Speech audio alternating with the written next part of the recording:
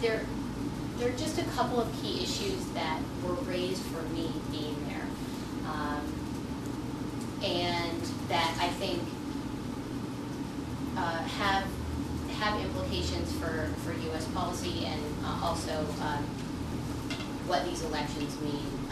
And I think Marvin indicated this too, which is the first thing that I came away with, and this was especially the case in Balkh, was that these elections were about, they seemed to be about an entrenchment or a consolidation of power by local power brokers. That this, what people believed was going to happen was not about Karzai consolidating his control of this body, but that it was going to be power brokers who have militias, who have money, whether from international funding or elsewhere, drugs, who knows. It was going to be those people gaining control within the parliament. Now, it's hard to know what that means for Afghanistan's stability. Is it good on one hand that you have different power brokers coming into a political process and battling some of their, battling these issues in a political way? Or does it mean an increased factionalization within Afghanistan where you have different people, different power brokers basically coming in, supporting their ethnic group, seeking self-enrichment? It's difficult to know. I mean, the one thing I kept worrying about was many of these power brokers are connected to or are the same people who were deeply distrusted and disliked. They have been for years, and in the early 90s, there's many of these people who were battling for power in Afghanistan, leading to the rise of the Taliban. So it's difficult to say what that means. The second thing is that I think it's important to remember just how weak the parliament actually is. There were over 2,500 candidates running for office, but the parliament itself in Afghanistan is not a strong check on executive power. And there were many people, at least to us, who complained that people were seeking positions of power in the parliament or seeking positions in the parliament because it was a way to advance their business interests. It was self-interest. It was a way to access international funding. So if you were in the parliament, you might have more access to a foreign donor, and then you can get some of that those funds. But the nature of the government in Afghanistan continues to be very centralized in President Karzai. And this parliament in the past has exerted a little bit of a check, but it's unclear. First of all, it remains very, very weak. And second of all, with power brokers pushing back on Karzai, what does that mean for stability? Is that we just don't know how that's going to play out. So, and then finally,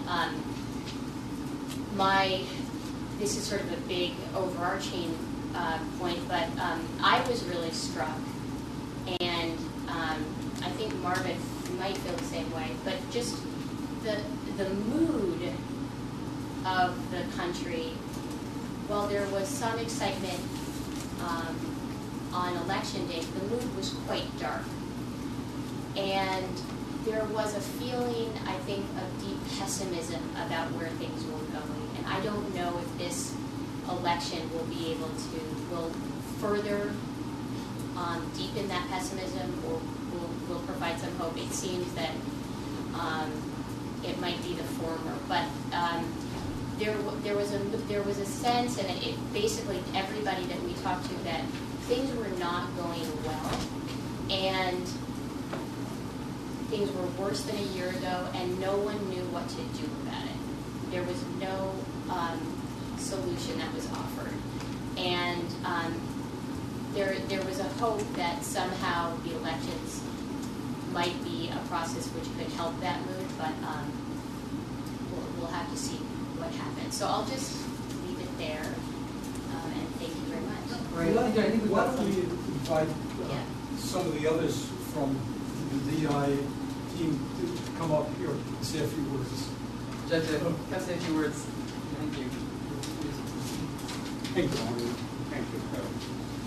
I'm Kumar. I'm part of the delegation. I'll be very quick.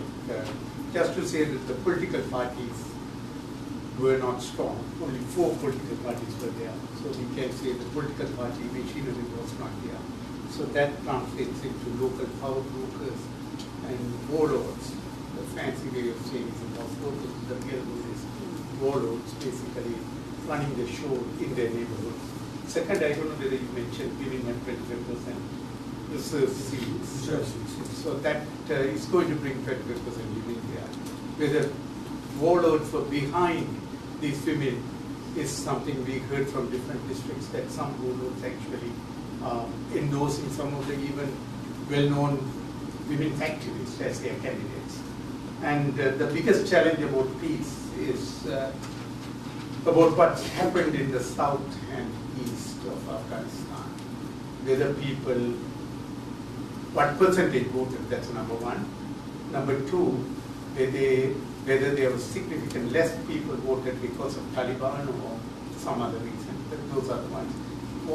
What we have to watch for future is that after the election, Karzai may try to influence, using a very mild word, influence to get 2/3 majority to, well, that's the story that's been floating around, to extend this third term. He has only term in the second term.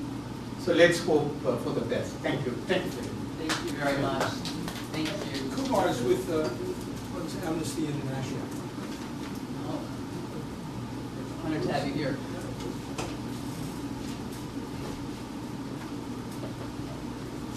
I've had the good fortune to be with Marvin on the last 3. Yes. Pakistan, the first Afghanistan, and then this one in Carolinas, the Pakistan. I think I would pick up 2 things that were said. Your point, Caroline, was that the anecdotal issues, those are the really important experiences that give you a sense for what was going on. I think the mood varies from region to region. I was in Herat, which is on the Iran border. There were 2 things that I did when we went to polling stations. And one was to find out how many votes had been cast, noted it on the time clock. And secondly, since I think both Marvin and Caroline said, we really didn't, we're outsiders. We don't know the nuances. We didn't know half of what's going on. So the way I got around that was to go and talk to the candidate agents. There were a whole bunch of, they were all there. And I'd say, is everything okay? Are there any problems?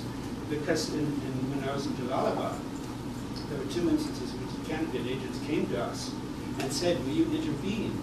Because we've got a big problem here. And I said, we can't.